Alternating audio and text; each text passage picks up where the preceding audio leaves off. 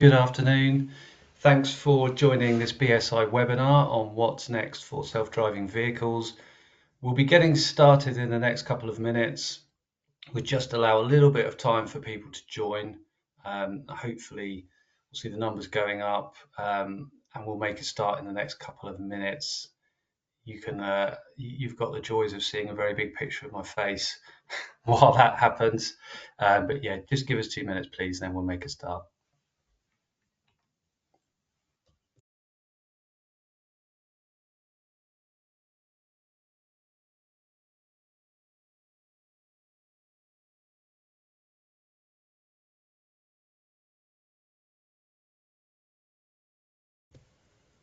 Okay, perfect. Let's make a start then. Really pleased to welcome you to this webinar exploring what's ahead for self-driving vehicles. My name is Nick Fleming. I'm Director of the Transport Sector at BSI, and I'll be opening today's session and doing some of the kind of joining up bits as we move through the agenda this afternoon. Next slide, please. What we need to do is just a little bit of the obligatory housekeeping before we get going. So the key things really, this is a listen only webinar. It is being recorded. Um, the key things really to mention here is you won't be able to unmute yourself or raise a hand like you might be able to in Teams, but we do want the session to feel interactive. So we'll welcome your questions via the Q&A function. And we'll aim to get those questions into our panel session later. You'll be able to ask questions using the toolbar along the top there. So you'll see the question box with the question mark in it. If you click on that, you can post your question there, and that will be picked up by our moderators. And then we'll try and get to as many of those as we can in the panel session. A lot of questions have been submitted in advance, so we can't promise that we'll get to all of them. If you experience any technical difficulties, please contact one of our technicians via that same question box, the Q&A function. At the end of the webinar, you'll be asked to complete a feedback survey. Once you've done that, you'll receive a link to the recording of the webinar. Finally, just to say this is a CPD recognised webinar as well, so you can request a feedback certificate via the feedback survey at the end of the webinar. So hope that's all clear. If we can move on. So just a little bit of context background from me, really. For those closely involved with self-driving vehicles, or even those on the periphery of the technology, one of, if not the most commonly asked questions that seems to have been or be, when are we going to see self-driving vehicles on our road? I've certainly been asked that. Many of you will have been asked that as well. And I think whilst this is a completely valid question, and with the Automated Vehicles Act, we are perhaps closer to an answer on that, and we'll be unpacking that further today. There are perhaps some more interesting questions that we need to address to properly understand and add context to the when question and the kind of nuance around when are we going to see self-driving vehicles. So these are things like, where are we going to see self-driving? And what we mean here is, what are the environments or operating domains we can expect to see AVs deployed, both within public roads and away from them too? What types of vehicles or services might we expect to see? So what are some of the near or longer term use cases for automated vehicles or automated mobility? How are we going to experience that? Also, a fundamental question is, why do we need automated vehicles? So it can be hard to escape this one, and I think we should always challenge ourselves to revisit this as a first principle in our understanding of the potential benefits of the technologies, which could be significant, but we know there are risks as well. And this also opens up the critical lens of the public and consumer perceptions, which we'll touch on today. Finally, there's an important question around, how do we do it safely? Again, this is a complex one. We have the AV Act now, 2020, 2024, but what is the role of regulation, standards, safety assurance systems? What do we need in place, and how should these work? And again, this is going to be a big topic for us to unpack during today's webinar. So we'll dive into all of these topics to differing degrees today. And what I'll do quickly now is just run through our agenda, just to provide a little bit of give you a little bit of a feel for the flow of the day. So firstly, we'll be hearing from Marty Zekas from the UK Centre for Connected and Autonomous Vehicles on everything that is the AV Act 2024 and beyond. And we're really thrilled to have Marty with us today. We'll then break into a panel session for around an hour, and that will be moderated by Neil Kennett. There will be opportunities here to send in your questions, and this is where we'll get to those questions during the webinar, including those that have already been pre-submitted. And finally, and I would encourage you to hang on for this, before we finish today, we'll also hear from BSI's CAM lead, Matteo Navati, who's going to provide a quick update on the BSI standards program in this area, highlight some priorities for us, also some live or forthcoming projects where you can contribute. And standards are built on creating consensus, so your input into that could be absolutely vital for us. So I think that's enough from me for the moment. To kick off our webinar then, we're really pleased to have Marty, the AV implementation lead at CCAV with us, who's going to provide a progress update covering next steps in terms of CCAV's implementation plan for the AV Act, some current thinking around the UN and domestic context and regulation, and hopefully possibly touching on standards too. But I'll leave that to Marty. Marty, over to you now, and thanks again. Thanks very much, Nick. And yeah, good afternoon, everyone. I'm really thrilled to be here today to speak at this webinar. I'm here just to give you a bit of an outline ahead of the panel session of where thinking is at within CCAV, DFT, on the next steps for the AV Act and for the years ahead. So as a bit of background, my name's Marty. I was the bill manager for the Automated Vehicles Act, which passed back in May 2024 now. So I'm now currently one of the leads for the implementation program. So now we've got an act, kind of how do we implement that through the regulatory side of things, but also delivering the operational capability of the customer journey through our agencies and DFT, of course. So I'm just here today to give you a bit of a roadmap of what lies ahead, bit of a flavour of how we're developing our domestic, but also how we're working internationally to develop our regulations, and explain a bit to you about our kind of future timelines and how you as our kind of core stakeholders, how you can kind of play a role in shaping those final regulations. And of course, the situation of standards and all of that. So Sam, maybe if we can move on to the next slide, please.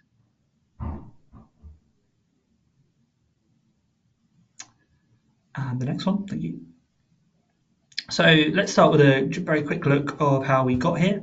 So in 2018, the Law Commissions of England, Wales and Scotland began a comprehensive review into the legal landscape for AVs. After 4 years of really detailed research, they published a joint report in 2022, which laid the groundwork for the Act as we know it today. That same year, the government also published the CAM 2025 white paper, setting out the UK's vision for AV technology and underscoring our commitment to committing to the recommendations of the Law Commission's report. So really kind of two fundamental pieces of our framework there. Please do check them out online if you haven't already. Really is the core of all that we're doing here in CCAV at DFT to progress this agenda forward. So next steps, please. Next slide, please. Just to briefly outline what the Act is all about, it covers 4 main areas. So we've got safety, liability, misleading marketing, and the licensing of automated passenger services. Moving to the right-hand side of the slide, you'll see a diagram of what we call our onion diagram of the self-driving vehicle safety framework. So at the core of this is our statement of safety principles, which will guide the safety assessments needed to answer the fundamental questions of vehicle assessment. So how safe is safe enough for a self-driving vehicle, and what safety standards should self-driving vehicles meet. So those safety principles will be outlined in statutory guidance, which will be one of the earlier things we kind of publish in terms of our framework. The other framework components, as you can see here in the sort of central circle, are approval, the step ensuring that all AVs meet the safety standards required before being allowed on roads. Authorization, addressing which entity is responsible for oversight of the self-driving vehicle when it's in self-driving mode. Identifying if it's you can see there a UIC or a user in charge feature, and, uh, and who is ultimately responsible for the liabilities around those features. We've also got operator licensing, so that's for features that don't require a user in charge in the wheel. For example, situations with no human aboard, like a bus service, for example, we've got licensings to ensure that we've got responsible operators overseeing safe operations of that. And then we come to kind of in-use and incident investigation measures within the framework, and in-use regulation being really important to ensure that vehicles continue to meet the safety standards when they're on the roads. But then we've also got the independent incident investigators, who will ensure that no blame incident investigations take place and that any learnings are kind of fed back into that loop of approval authorization requirements. So that's a bit of the outline of the Act. So how does that all kind of fit in with the international framework? So Sam, if we can quickly move to the next slide, please. So just to say that the UK is working at the heart of the UN level to harmonise international standards for self-driving vehicles. Under Working Party 29 of the UNECE, the UK is really leading efforts to develop those global standards for automated driving systems. Now, these are expected to be finalised by June 2026, and it's estimated to enter into force in January 2027. Which hopefully, as you'll see, will align quite closely with our regulatory timeline. Again, the UK really has a key role to play here, with showing very strong leadership in a lot of the working groups. We hosted, I believe, a session back in October at the Shard in London, coordinating representatives from all over the world to ensure that international regulations on automated vehicles are harmonised effectively. And you, as perhaps industry colleagues on the line, if there are any, you have the kind of clarity at the international level to know what the approval needs are for your vehicles. So if you move to the next slide, please, Sam. Just a very brief outline into what's included in those ADS regulations. We've obviously got performance of dynamic driving tasks, thinking around user interactions, in-use service monitoring, reporting, safety, deciding around safety management systems, virtual testing, credibility assessments, and safety case approaches. So really a broad brush approach that the UN is taking. I think important thing to highlight here is it's very much technology neutral. It's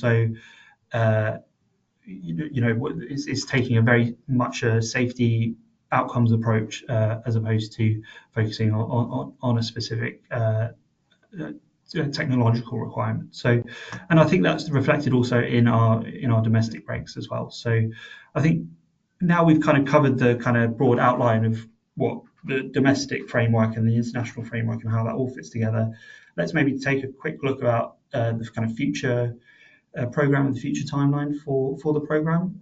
So, Sam, if you can just move to the next slide, please. So what's next for AV Act implementation? So as one of the leads, I think our work is split into 4 layers. So we've touched on them already throughout this presentation, but one is obviously policy development and engagement with stakeholders. So we're translating the Act into clear policies. We've got around 17 work streams covering essential aspects of AV deployment. For example, authorization work stream dealing with what authorization requirements we set on manufacturers, but also other key areas like data cybersecurity, also things like safe AV use, any changes to the highway code will require in the future. All of those things are being worked on by policy leads here at the department. I think a major part of this work is also the work we do with BSI to set really important standards to ensure that we're when we're going to publish the regulations, we're using terminology that's shared. So we've got a recent update of the Flex 1890 document on CAN vocabulary, which I think we're going to use in the future, making sure that whatever we publish in terms of call for evidences, consultations really align with that standard. And also, I know that there's work going on with Flex 1888, which is trying to address the standards around risk assessments for minimal risk manoeuvres, which I know will play a very key role in our development of authorization requirements as well. So I think important thing to note here is that throughout policy development, we're going to follow a two-stage approach, very much focused on stakeholder engagement. So for the core spine of our regulations, including the statement of safety principles, we're going to do 2 rounds of consultation, one being a call for evidence, and the second being a consultation. So there's kind of 2 reasons for this.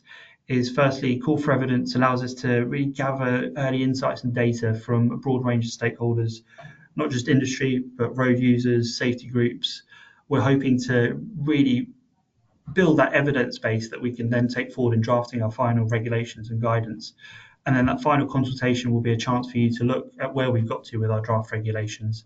And very important for the main regulations, this will come right after the UN publishes their UN ADS regs. So you'll see the approach we've taken to harmonising the UN regs with our domestic regs as well in that final consultation. So that's a very key important element there. Secondly, delivering the SI program. We've got around 9 SIs to deliver, so working with our legal teams, policy teams here to make sure that that's delivered on time.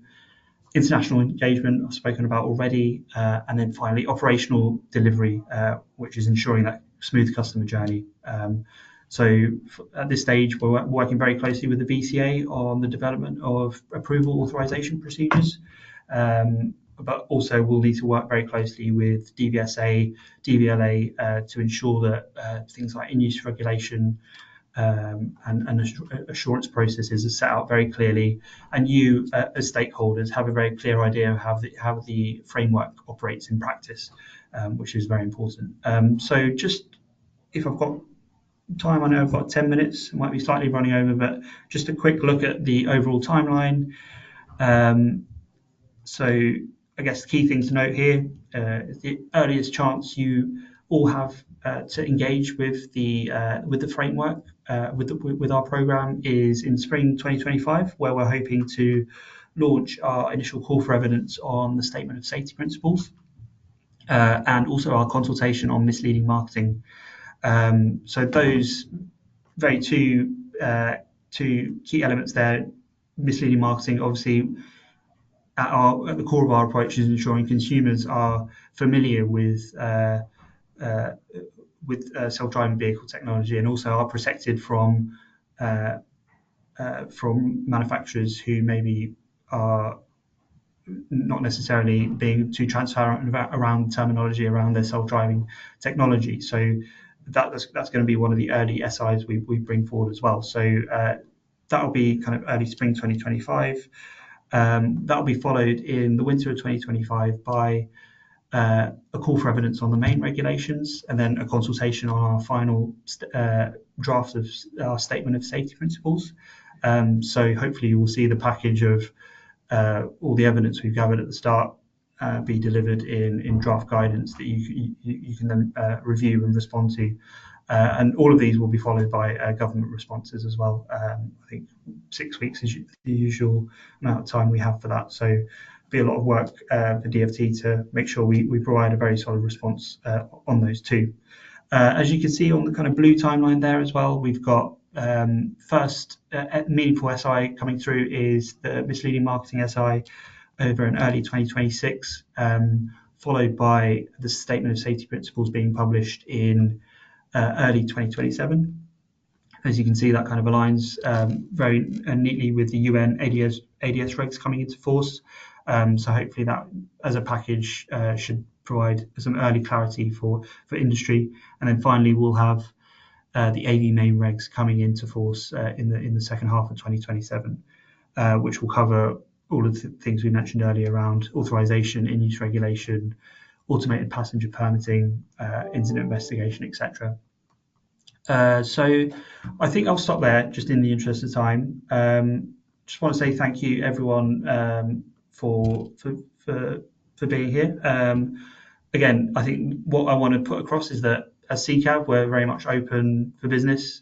We want to hear from stakeholders. We want to hear your views. We want to make sure that we're engaging with you. So if there's anything here that is sort of concerning, or you have any questions about where we're going, the direction of travel which we're going, please do reach out, and you can reach us on inquiries@ccav.gov.uk, or you can email me marty.zekas@ccav.gov.uk.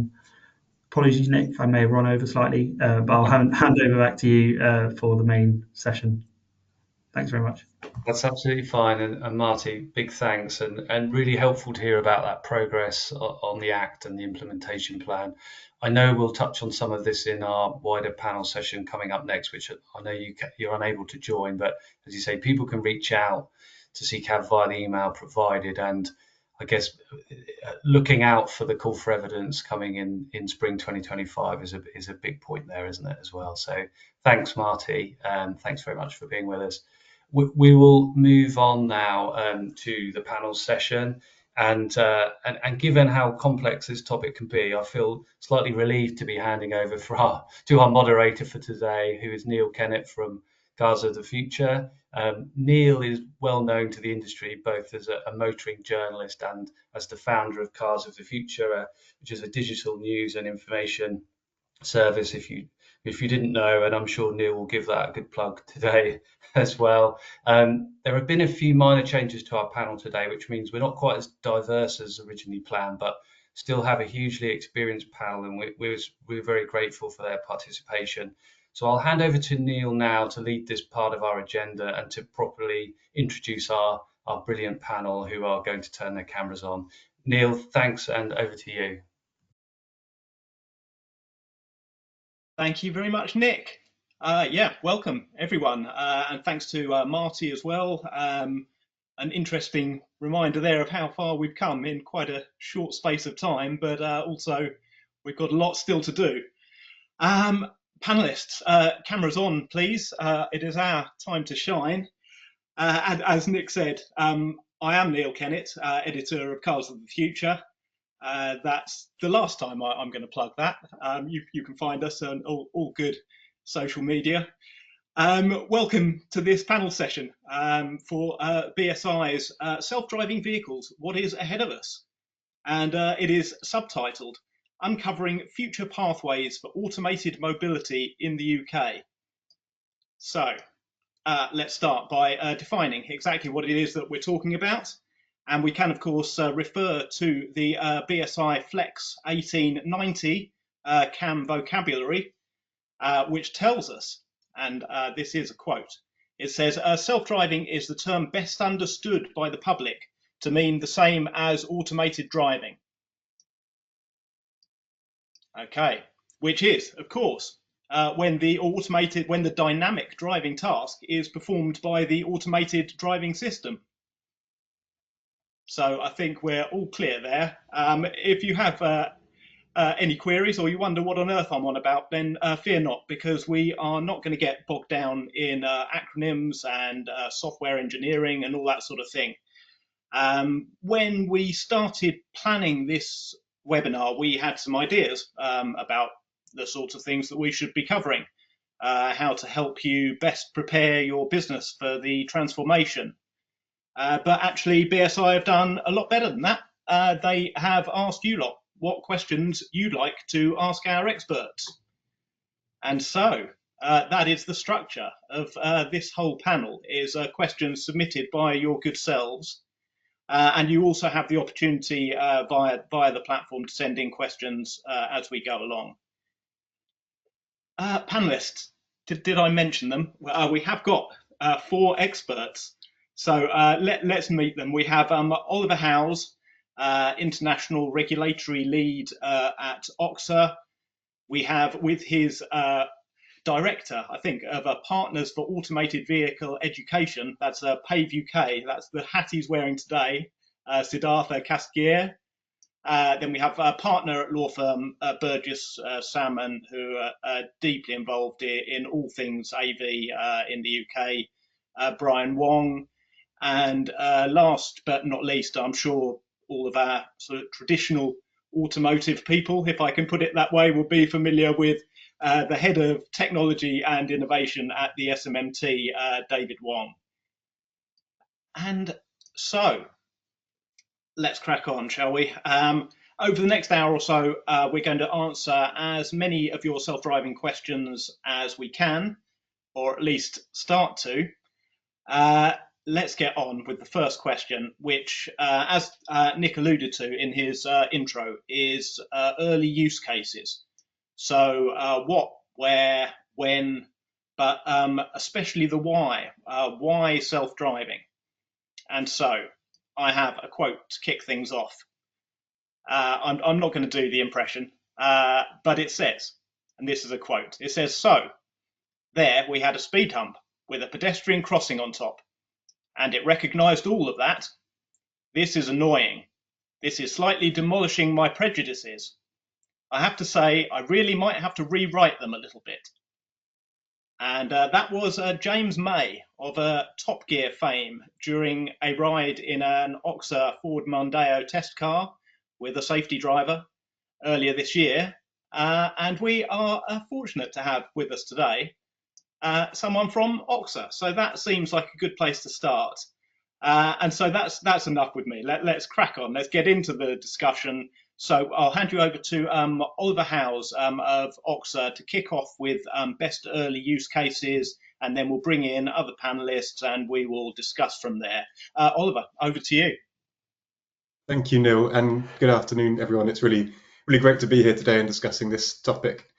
Yeah, and it's a nice quote from James May there. But at Oxa, we focus on a few different sort of high-level use cases, we'll call them.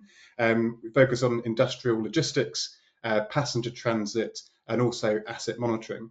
But this really could have a whole load of sort of sub-use cases, if you like. So it could be heavy goods vehicles moving goods from hub to hub. It could be small automated guided vehicles operating in a warehouse, off-road environment, or in an airport. It could also be sort of passenger shuttling for demand-responsive transport, or it could be small buggies operating in an off-highway, off-road, remote area that's hard to access, doing those jobs that humans don't necessarily want to do, or it puts them at danger operating in those different environments. But at Oxa, our technology that we're developing is quite agnostic to the vehicle platform it ends up on.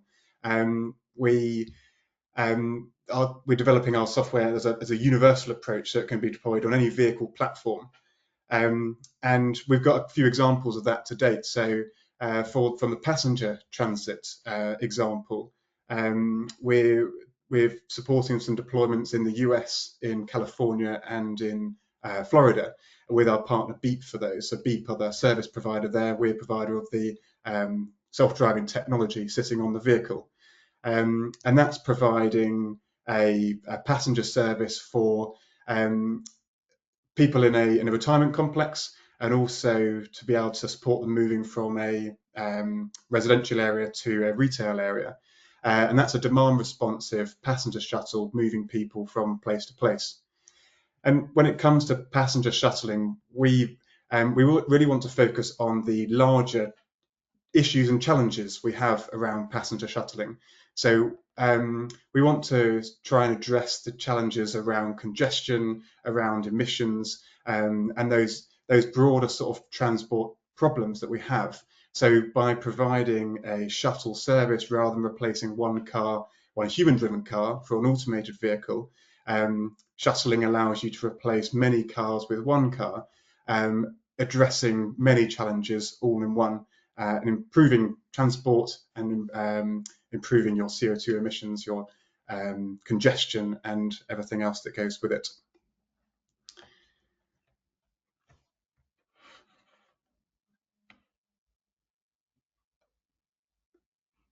Okay, thank you, Oliver. There's quite a lot to get into there. We've done quite a bit there on the what and the where.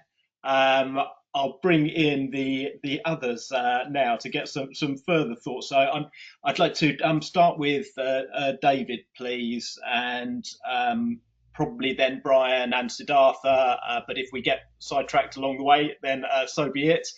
But let's think about early use cases, and perhaps we might delve slightly into the when. I think we've neatly swerved that question so far. But David, over to you. Early use cases, please.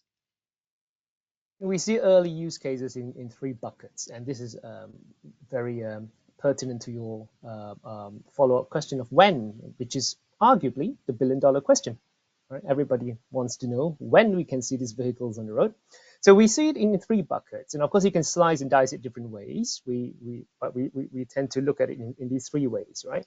So the first application will be automated driving features. I use the word features in user-in-charge vehicles, and what that means is ordinarily these will likely be passenger cars.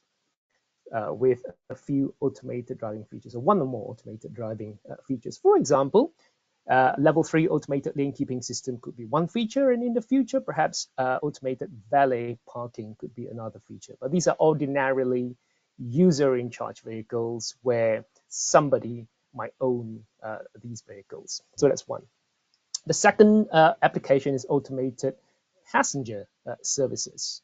Now, the form factor is irrelevant. At the end of the day, we are talking about basically vehicles that carry passengers, whether these are ride-hailing, taxis, shuttles, buses, coaches, so on and so forth. But they do carry passengers. And the third bucket are those vehicles that are meant for industrial operations, logistics, and delivery. To delivering goods, whether these are first mile, last mile, or the middle mile, some of which are also used in off-road and off-highway locations. For example, baggage handling dollies at airports, or perhaps automated mining vehicles. So three buckets. And then the question comes, when can we see some of these being commercially deployed? The answer is some of these are already commercially deployed, just that perhaps not in large numbers. So if you talk about the first bucket, passenger cars fitted with automated lane keeping system, which is the world's first automated driving feature. It's SAE level 3, with a technical regulation from the United Nations, Regulation 157, for those who are interested to know. We have seen early deployment already in very small numbers in Germany, California, and Nevada. Right? So it is already available, just that not across the channel in the UK yet. In terms of the second application, as we know, there are already ride-hailing vehicles out there in commercial deployment for higher reward in a few places in the States. So, for example, San Francisco, Phoenix, and LA. And then, of course, we also have shuttles running in 3 locations in the US, 2 in Florida and 1 in California, as you heard from Oliver just now. So these are all commercial deployments. And of course, not to mention, you've got a commercial service ride-hailing in Wuhan, China, which I understand has been very successful. And then the third application, we can already see some early pilot commercial deployment of middle mile and long haul trucking services that are automated, that are self-driving in America, particularly in Texas. So there's some deployment within each of the 3 buckets, just that they're in very small numbers.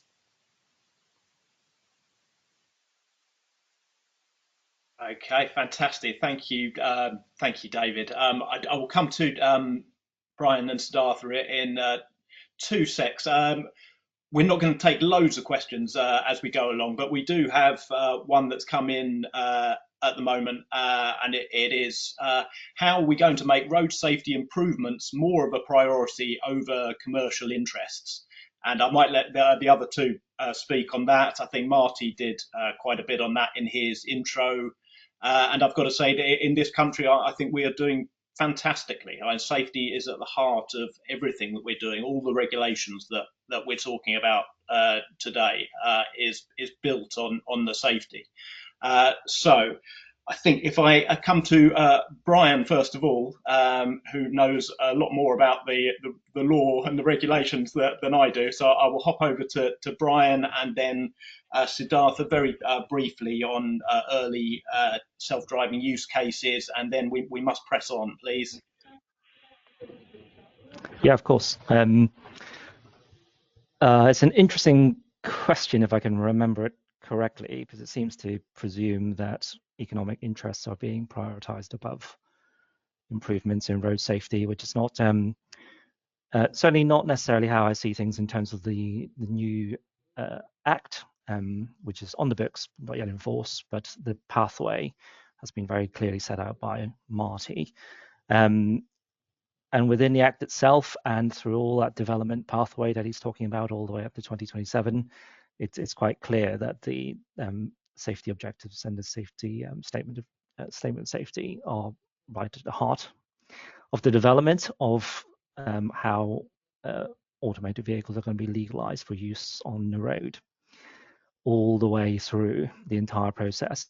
It is fairly clear that by the first time the first authorized, approved, certified and licensed automated vehicle rolls out into the road, it will probably have been the most tested, most validated, and subject to the most safety testing of any vehicle on the UK. Just what is being set out by CCAV is kind of dizzying in its ambition. It's very difficult to see where safety doesn't feature at any stage in the legislative process, as well as the regulatory process that has been proposed. It's very different even to the existing model by which vehicles and drivers themselves are licensed to be on the roads.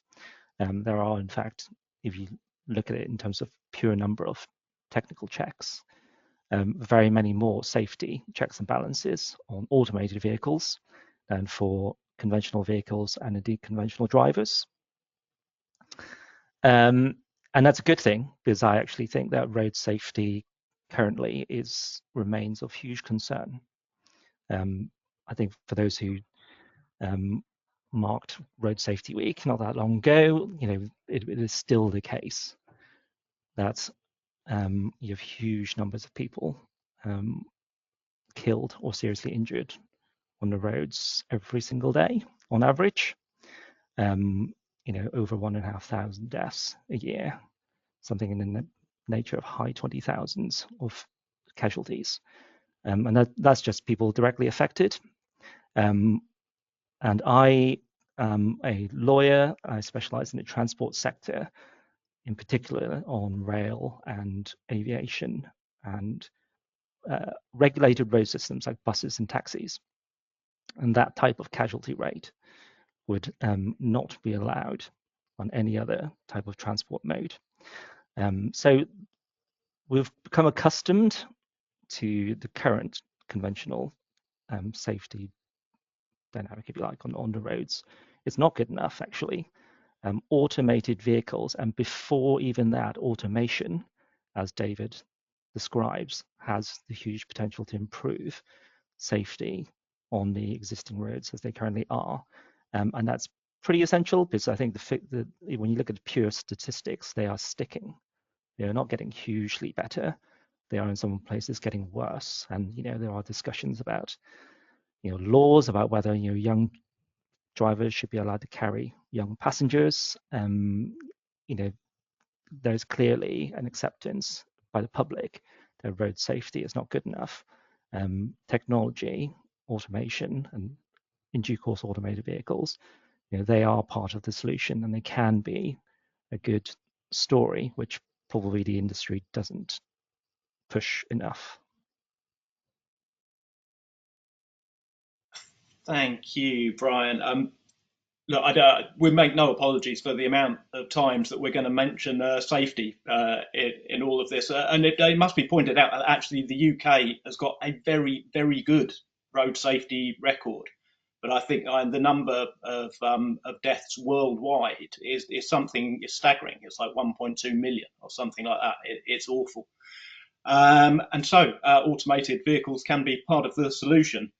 As a quick aside, I did hear that as part of their sort of youth training programs, Liverpool Football Club actually restrict the engine size of the vehicles that they allow their young millionaires to drive. So that's quite interesting, isn't it?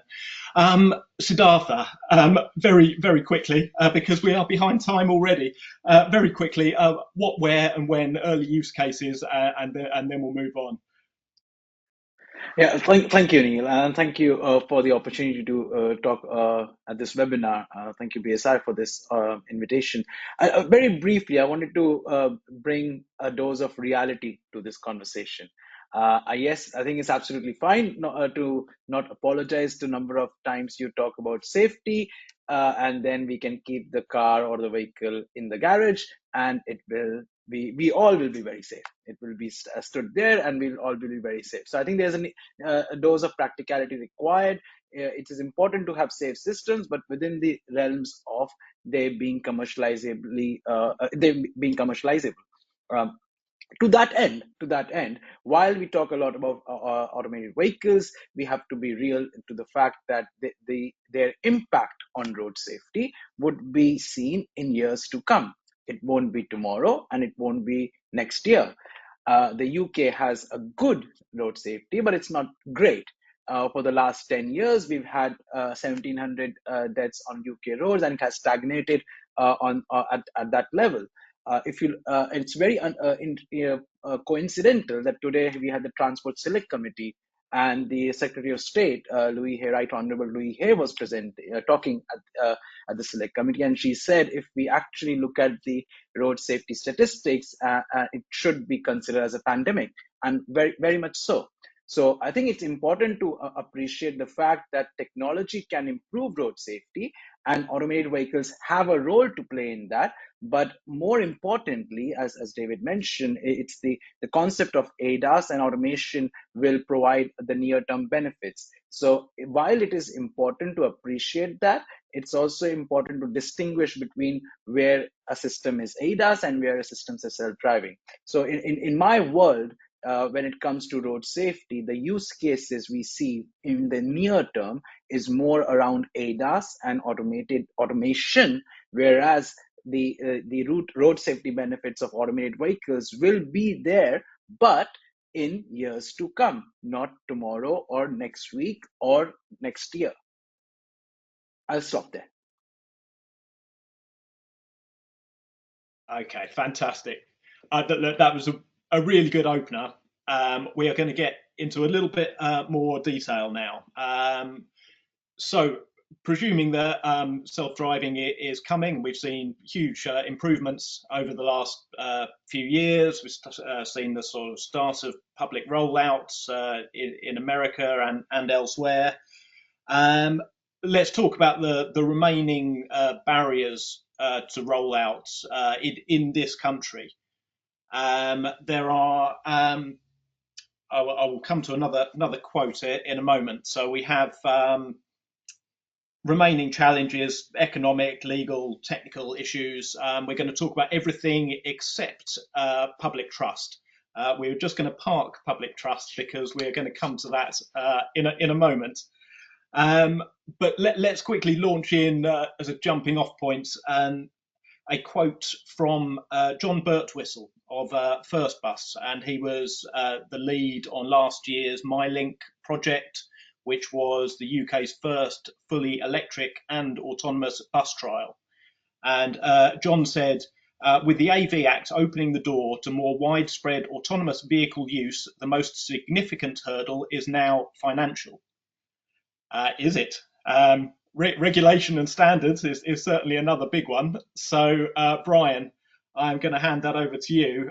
Let's talk about the remaining handles, the remaining barriers to getting these things on the road, please. Yep.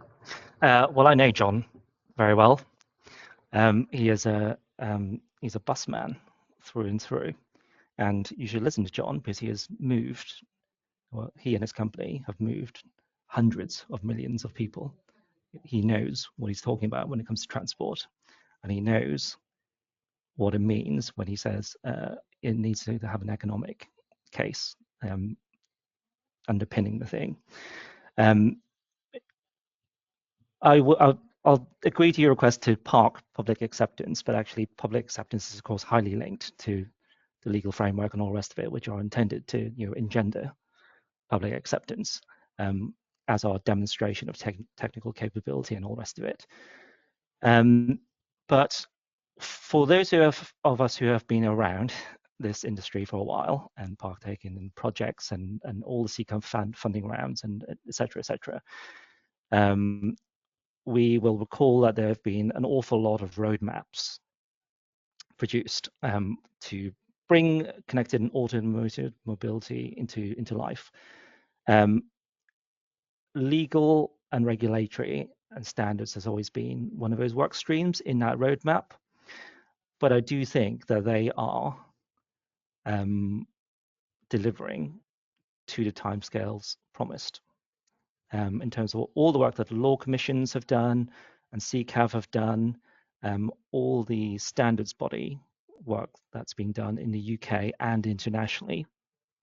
The UK is really driving ahead on all of those. The in terms of surveys about kind of readiness for society in the UK for automated vehicles, on the regulatory side, the UK has always performed extremely well. So ever since 2014 or so, when Burgess Salmon started getting involved in driverless car projects, we got involved at the time of AXA. And we recall going to universities and sitting on working groups and all the rest of it, and largely there being bafflement as to why lawyers and insurers were there. But we made the case to explain why the laws and insurance needed to be aligned on it. We explained what needed to happen so that laws and insurance would become enablers of this technology and not blockers. And by and large, ever since 2014, that has is what those industries have done. All systematic blockers on the legal and the insurance side are being removed one by one. All the frameworks which are being requested by the industry, capped off by the Automated Vehicles Act, but to be underpinned by a lot of secondary legislation, we know. That is being delivered to enable. And so I do agree with John that on the legislation and regulatory side, they are not here yet, but the pathway is clear for those who are developing the technology and wanting to develop use cases. They can see where that is going to go, when it's going to happen. They are consulted and they take part in the development of the secondary legislation. So it isn't a case that the industry will just have to wait until 2017 to see what regulations pop out. Industry is embedded in developing that legislation in the first place, so there will be transparency, much more transparency than in some other countries as to how those legislation pieces will develop. Which means that I don't think lawyers and insurers can be criticised for holding back any development anymore, I hope. On the technical side, huge work has been done, and every time there's an excellent demonstrator project, whether it's the type of stuff that Oxford's been doing, other organisations like Wave, they've been piling into getting people into their vehicles to see what the technology looks like. That helps as well, and they've recognised that even before the Automated Vehicles Act comes in, there's a lot they can do using the UK's existing trialling guidance for roads. Other organizations have realized that off-road and kind of road adjacent, airside depots and all the rest of it, that the automated vehicle regime doesn't apply and the different rules apply. So the trialing and work has been going on there on early use cases where segregated infrastructure is available or can be developed alongside the technology that's also being pushed in the interim as well. So we talk about early use cases, and David mentioned places around the world where use cases on road are being pushed out, but we forget sometimes that the DLR has run in London since 1987. Carries 90 million plus people a year on a largely automated basis. The Heathrow pod has been running for well over a decade, probably carries several thousand people a day.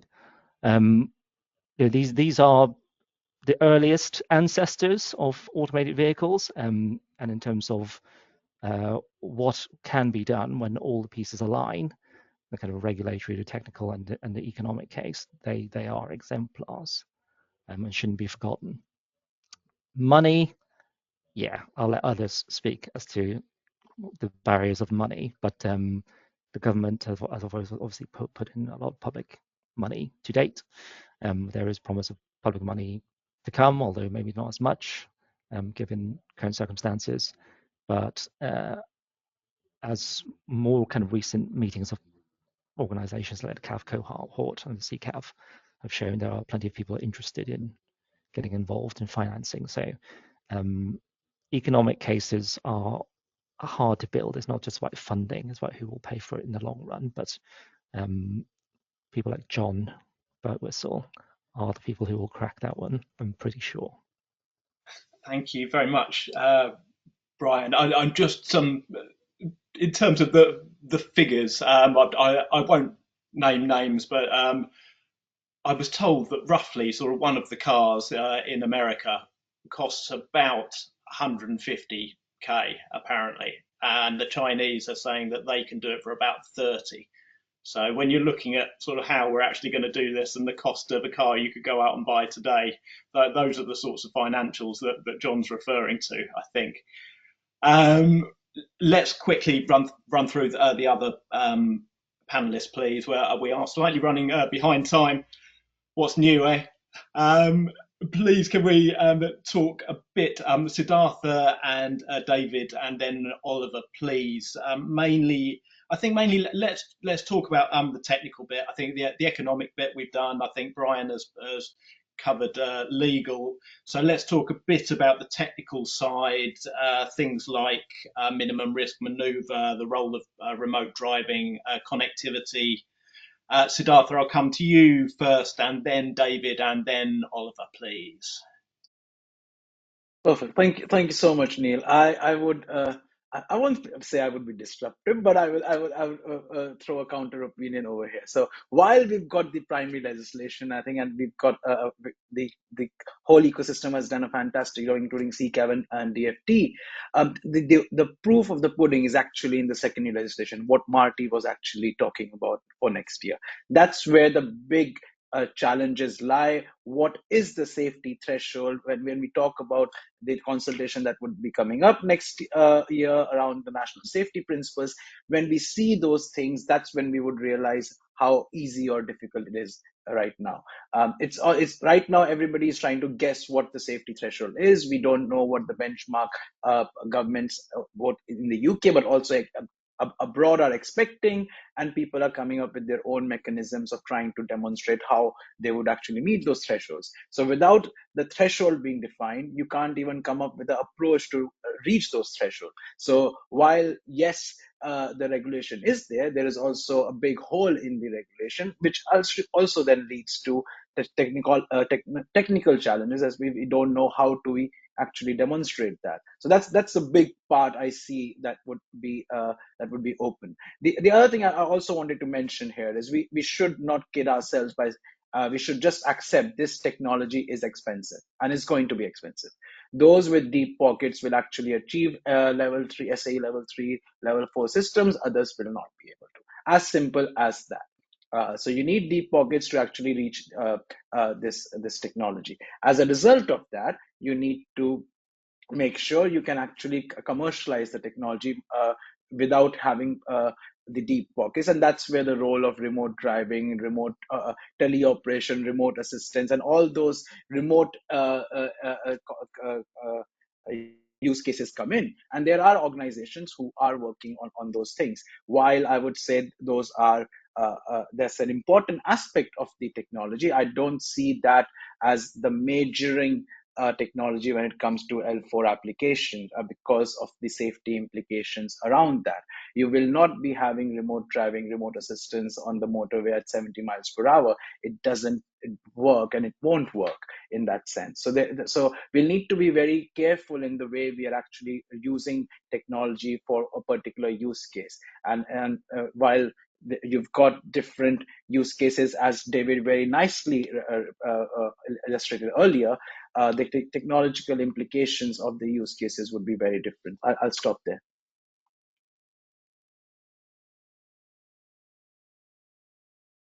Thank you. Very briefly, David and then Oliver, please, on certainly the technical, perhaps a tiny bit on the economic barriers to widespread adoption. A minute or so each, please, David and then Oliver.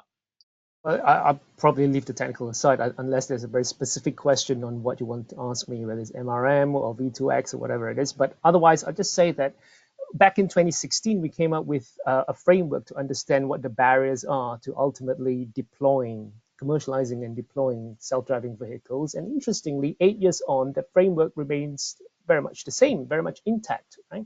So there are 4 challenges, and very briefly, the first one we think is a technological challenge. Yeah, but a technological challenge is an engineering challenge. You put enough time, enough money, enough brain power into it, somebody will crack the problem at some point. So technology, people think it's a huge challenge. It is, of course, but it's not as great as people thought. So that's the first challenge. And then you've got a regulatory challenge, and we've talked about that already, so I won't labor that point. But the good news is, of course, we have primary legislation, and as Siddhartha pointed out just now, the details will be in the secondary legislation, and that's what we need. The sooner, the better, of course. Assuming you've cracked the technology problem, you've cracked the regulatory problem, then you've got to ensure, thirdly, that people are brought along the journey with you, that the public are warm to the idea, and they're not burying their heads in the sand. And this is a social acceptance, a public acceptance issue. Again, I won't labor the point because Siddhartha runs PAVE UK. You may have some questions up your sleeves for Siddhartha, so you can ask him afterwards. But the fourth and the last challenge is probably the most intractable in relative terms, and that's actually the economic case or the business case. Yeah. So going back to your original question, the economic challenges. Now, I agree with John. The economic challenges are real. The economic challenges are probably quite steep, but it's not just about the hardware or the total cost of a vehicle. It's about finding the right business model to ensure that it pays off for everyone who is involved. Now, people think about business model usually is just in the concept of, in the context of a revenue model. How are we going to make money? How are we going to charge for the service? A business model is not just a revenue model. Revenue model is part of a business model, but we've got to think very carefully how we create, how we deliver, and capture value. People always think about capturing value through a revenue model, but they tend to miss the creation and the delivery of the value. And that's the bit that we need to think a bit more carefully, how we can find the right business model to ensure that self-driving has an economic future and that it pays off for everyone who is involved. Ooh, I'll come in now, and I will be quick, Neil. I'll cover a couple of technical and then a quick one on economic, which builds on what David just said.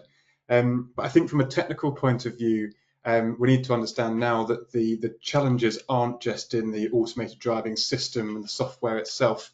If we want to go and deploy services that are actually having true benefit to our road network and to society, we need to start thinking about how we better design those services, do more modeling around this. So if we provide Shuttling service, for example, how do we actually get those on the road? Where do we put them?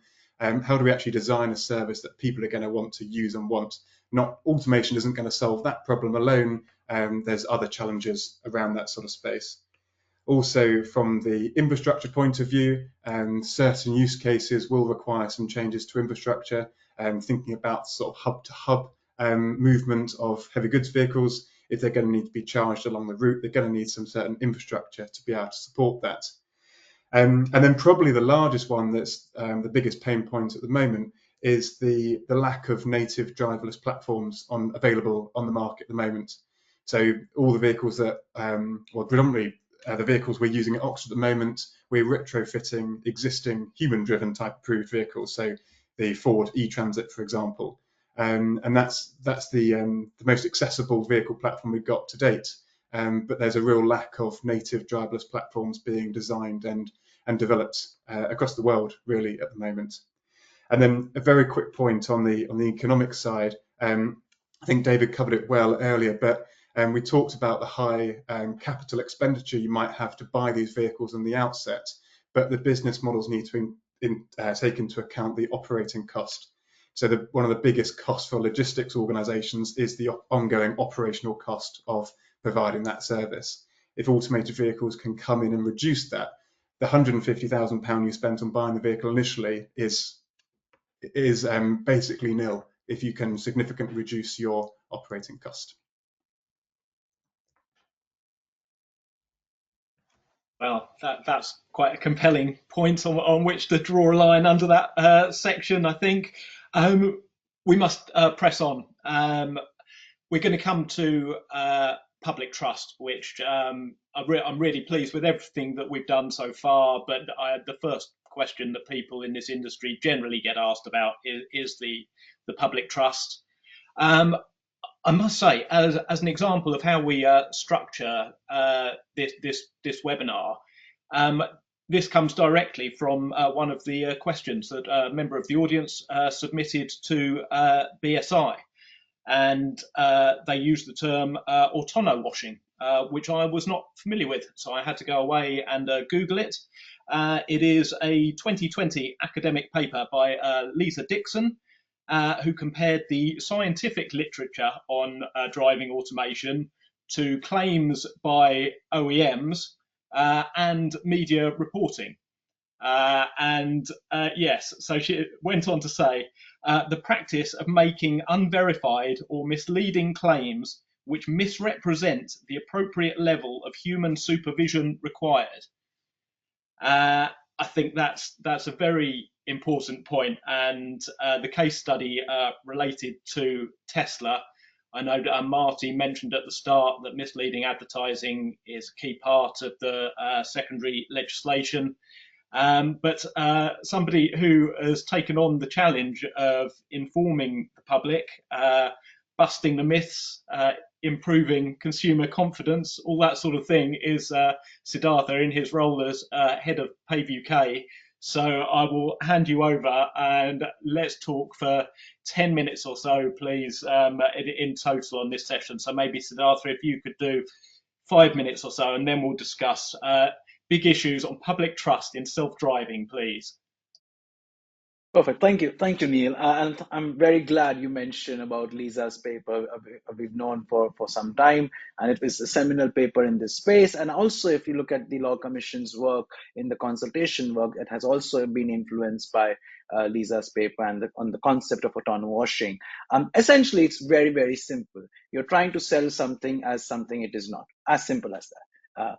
And I think if you go back to the cognitive psychology literature, and as being an academic, I would have to show some academic prowess over here. So I will say, if you go back to the literature, and you'll see there is enough cognitive psychology literature that says that in order to build trust in the system, you need to accurately tell the person what it is capable of doing and what it is not capable of doing. So the true limitations and the capabilities of the system need to be communicated to the user in a way they understand and can use it safely.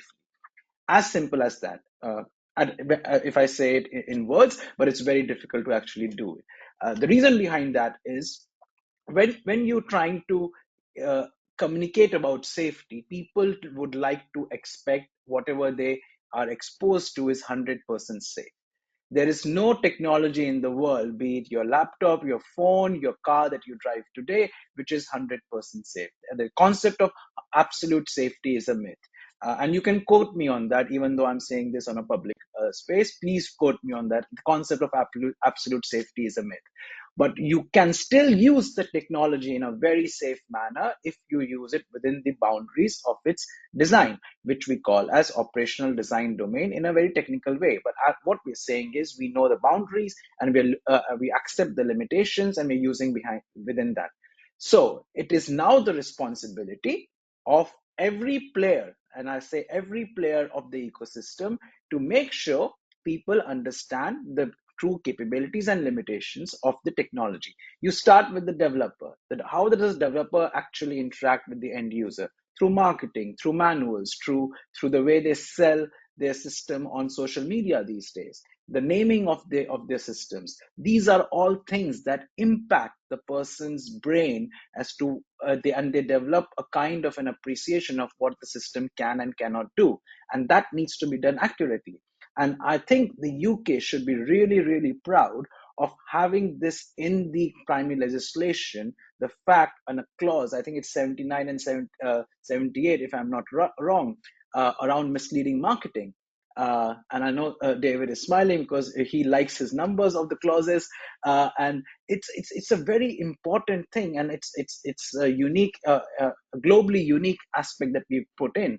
Now the challenge would be, how do we actually implement this concept of making it actually taking people to task as a criminal offense when they're doing misleading marketing. So I think that's a very important and a very interesting point to raise. However, as I said earlier, the automated vehicle technology is not going to be here tomorrow. What people would experience tomorrow is driver assistance systems or advanced driver assistance system, ADAS. Now, the ADAS systems are getting more and more mature, more and more sophisticated, to an extent that people start thinking them as self-driving. And that's the bit that we need to tackle. Because another part of trust is people experiencing technology. The more people experience technology, the more they trust the system. But the problem is, you will not going to trust automated vehicles because they're not here, but you'll trust ADAS and you'll think them as self-driving, and that leads to misuse and abuse of the system. So our focus in this ecosystem should be to enable people to understand clearly the difference between ADAS and self-driving. And that's where a role for standardization comes in, both in terms of nomenclature, in terms of performances, and so on and so forth. And the other aspect that is very important from a standardization perspective here is the fact that we should not just create standards for the sake of standards. The more standards you create, the more confusion you create if you're not doing it properly. So I like to use this term of thoughtful standardization, where the standards are created to actually make and add more clarity in the ecosystem. And that is what I think we need in this space. We've had a proliferation of standards over the last many years, but we've now venturing into, and rightly so, into a space of thoughtful standardization that would help the end user also to understand what the system's true capabilities and limitations are. I'll stop there, and I know David and others would like to chip in. Yeah, that's great, Siddhartha. I am going to walk through that open door, and I am going to throw that one straight to David. And yeah, we'll pick up with Oliver and Brian after that. No, I agree very much with what Siddhartha is saying. So that's the reason why Siddhartha runs PAVE UK, you see. So on our part, as SMMT, as the industry body, we recognize that importance very, very early on, which is why a few years ago, we developed two things that have since been published. So the first one was a set of guidance, industry voluntary guidance for our own members and notably car manufacturers. Guidance regarding advertising self-driving features. So to save you the details, basically what it says is that industry voluntarily adopts these principles, and among them are principles to not call a particular feature self-driving if it is not self-driving.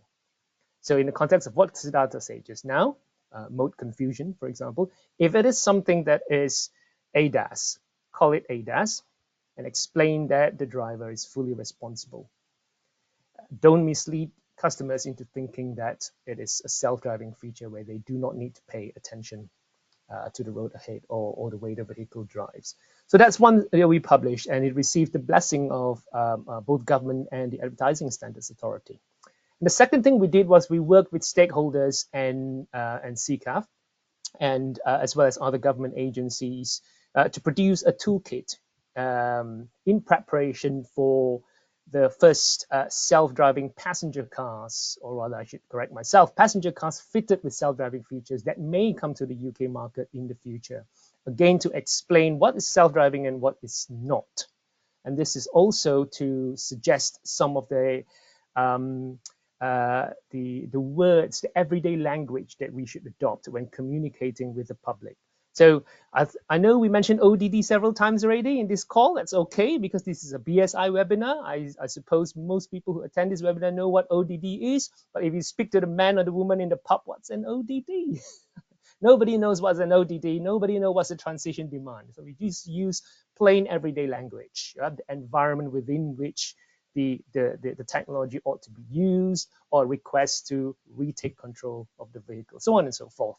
So we did those two things, but that's absolutely pivotal, we think, because at the end of the day, what we don't want is to create confusion in the minds of the public, because if the public are confused and they misuse or abuse a particular technology and something goes wrong, then you're actually setting the industry back many years and undoing all the good work that has been done. Yeah, thanks, David. Right, rather quickly, Oliver and then Brian, please. Just some quick thoughts on public trust and what the other two panelists have just said, please. Yeah, absolutely. I think there's a lot of truth in what's just been said, but not to repeat any of that stuff. But I think at Oxford, safety is really in the heart of what we're doing, and all our deployments. We ensure the highest level of safety that we determine, and I think that's one way that we could really erode public trust if we get vehicles on the road that are not safe and cause incidents. We've seen this in America. It really erodes on this public trust. So that's the one of the reasons why we treat safety so importantly. If we don't, we could really damage the industry, not just our own organisation, but the wider industry as a whole as well. So that's one point. And I think the other way we can really practically build public trust is by getting members of the public more hands-on experience with these vehicles, getting more vehicles and demonstrations and services on the road if they're small scale to start with, and then building that scale up as you build public trust and people get more used to these sort of services. But I know there's lots of trials with Waymo going on in the US at the moment, which is really improving that public perception of automated vehicles. There's very limited going on in the UK and Europe around this side. So I'm hoping over the next few years we really pick up speed around getting more vehicles on the road, providing more services, and building public trust that way by doing, basically.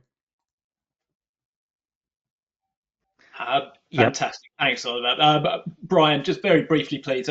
Big thoughts on public trust.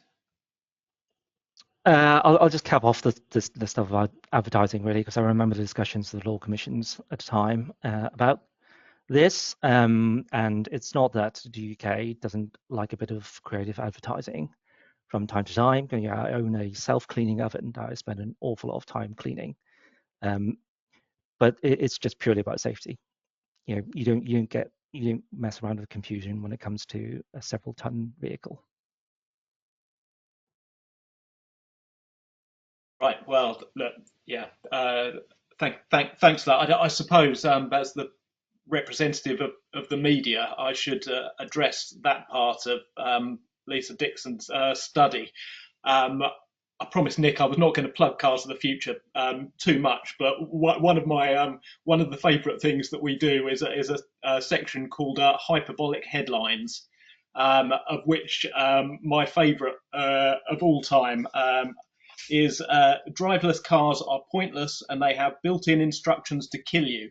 That was a headline in The Sun in 2022 by one Jeremy Clarkson. I don't agree with that, but I do think that capability overstatement, that's sort of my sort of nutshell attempt at autono washing. Capability overstatement is one of the biggest dangers, I think, facing self-driving, and I think a lot of the sort of stuff about misleading marketing in the upcoming secondary legislation looks very promising in addressing that. Oh, time is really flying on us. Let's move on, please, to our last pre-prepared question, because I do want to fit in some quick fire ones at the end. But we've got one more, which again comes from the questions that people sent in before we started, and it concerns overlapping megatrends. So people talk about C, so shared, electric, and automated, autonomous. We're starting to drown in acronyms. Let's not do that. Especially the sharing part is interesting. So David, particularly with your SMMT vehicle manufacturers angle, some people say that self-driving might be the start of the end for private car ownership. Let's have your thoughts on that, please. Well, I should just say that we do not represent only vehicle manufacturers. We also represent technology developers who are putting technology out there to be used as no user in charge self-driving vehicles that carry passengers in a shared manner. But my views is that, yes, there is a place for shared mobility, and particularly in densely populated urban centers. There are use cases for those. There's certainly going to be demand. But the personal passenger car will still be there for many years to come. So I recall in 2016 and 2017, the same question was put to one Sir Ralph Speth. You may remember him as the former chief executive of Jaguar Land Rover. And he said more or less the same thing. The steering wheel will still be there for many years to come. I do tend to agree, because there will be different strokes for different folks. Certainly in my lifetime, I expect to see the personal passenger car that is manually driven, or perhaps has multiple modes. One of them is to be driven manually, will still exist. Now, never say never. We don't know what's going to happen in the distant future, but certainly in my lifetime, I think the self-driving vehicle that is shared in the context of shared mobility will not necessarily displace personal manually driven passenger cars. But yes, there is the coming together of a few of these mega trends, if you like, right? Long time ago, we say either ACES or Ks, and now you say C. But in any case, we have to tread this path very carefully, because we all tend to have short memories, right? But we just need to jog our memory back to the pandemic years, the early pandemic years. Shared mobility really took a tumble. For a long time, nobody wanted to really jump onto shared transport in any big way for a while.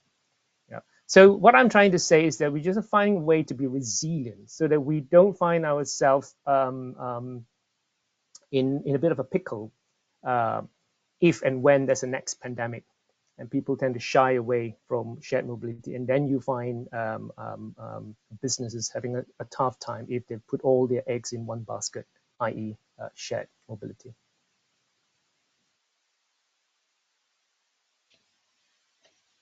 Okay, fantastic. I think does Anyone else very briefly want to jump in? Very, very short comments, please, on competing or maybe aligning megatrends. So self-driving and clean fuel, self-driving and shared. Just very quick points, please, from the rest of the panel. I'll just come in quickly there. I think automated vehicles are going to be part of our future transport solution. They can really connect up other modes of transport. If we think about the rail industry, for example, really effective way of moving large amounts of people over very long distances. I don't think we should be looking at automated vehicles to replace trains, but how can we use automated vehicles to get people from a train station to their end destination, or from their first destination to the train station? So it's all going to be part of the future transport ecosystem. It's one piece of a much larger puzzle. Anyone else? Are we good? Right. In that case, we are over. So we are going to really have to rattle through some of the quickfire questions. They're going to have to be very, very quick indeed. So I'm just going to chuck some of these out there, and people jump in, please. So the first one is, how will artificial intelligence improve self-driving? Very quickly, I'll jump in. You won't have self-driving without artificial intelligence. As simple as that. Oh, look, I asked for quick fire, didn't I? That's pretty concise. Right. Let's see if we can stop to kill all the rest of these questions in double quick time. In that case, right. Next one. How will self-driving cars interact with cyclists and pedestrians? If I take that one, then I mean, self-driving vehicles will be designed to comply with all traffic rules, but just applying with traffic rules doesn't necessarily mean that the behaviour of that vehicle is safe.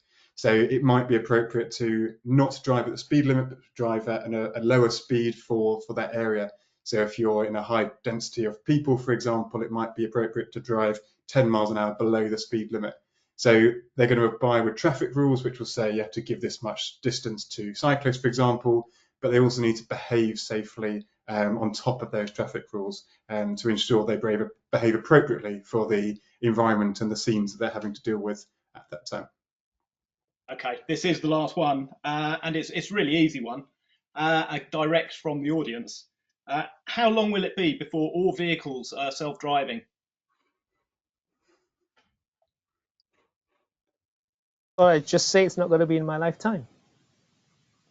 I didn't want to say that. Okay, David.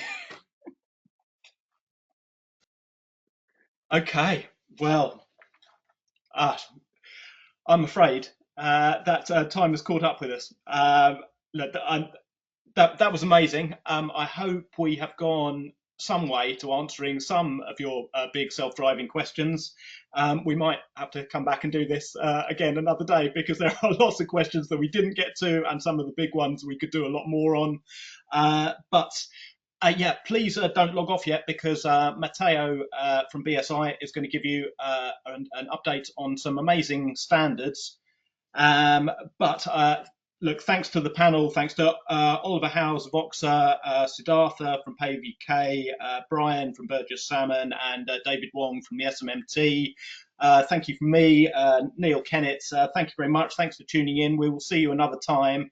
And now I'm going to hand you back to Nick Fleming, I believe, of BSI, and then Matteo for a quick finisher. Thank you, Neil, for moderating and keeping things to time for the most. Great job.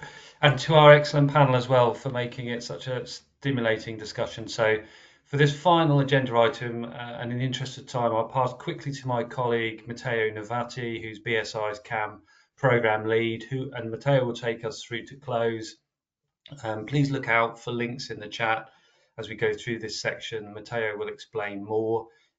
BSI has been working on standards to support safe development of self-driving and automated vehicles since 2019, and this includes both domestic standards program and through our work in ISO and through other standards bodies. So I'll hand to Matteo now to explain a little bit more on that, and thanks again. Matteo, over to you. Thank you, Nick. I'll be very brief. I've got the tough responsibility to close this insightful debate and to give a bit of a flavor on what BSI is doing to support the transition that we've been hearing about. We've heard about building trust through awareness and transparency. We've heard about delivering value and efficiency to overcome some of the economic challenges. And these, as many of you know, are some of the objectives of industry standards, really. So this seems like a fitting debate in terms of our BSI CAM program. Next slide, please. So for those of you that may not be yet very familiar, our CAM standard program has been running for over 5 years. We've published 10 standards to date that are openly available. And they've been developed thanks to the inputs as well as thanks to the inputs of more than 80 organizations that have been sharing learnings from their research, their testing and trials, and they've been developing with them in mind also as the target audience of these standards. Next slide.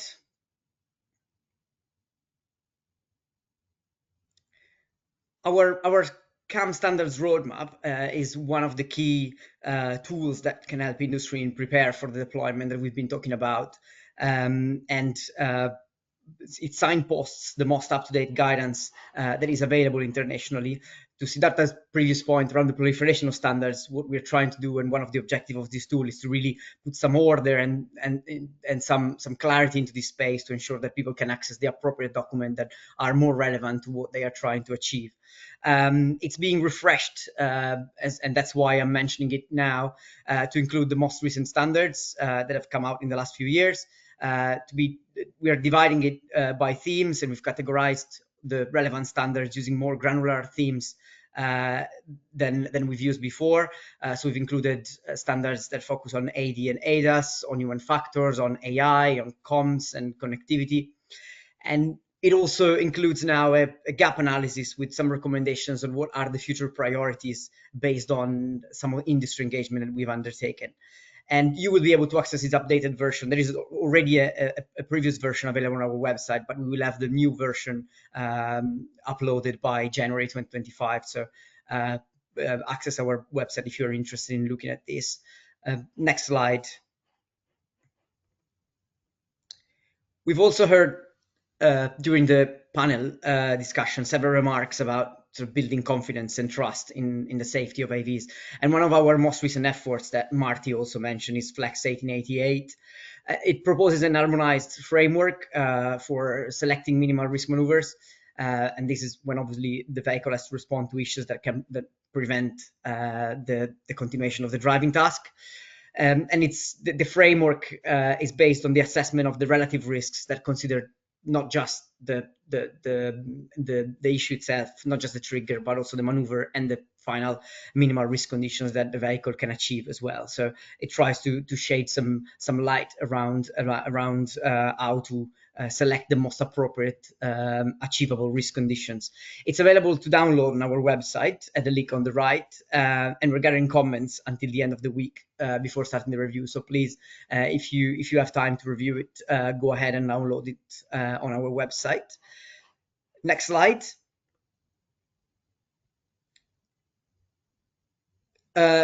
Other things that are going on within the BSI CAM program, we're updating our CAM vocabulary that has been mentioned a couple of times today to align with some terminology from the AV Act, and we're working with Siddhartha and WMG on a new Flex document on behavior taxonomy that sort of complements the previous work on ODD taxonomy and supports the safety assurance process that the UNIC working group is proposing.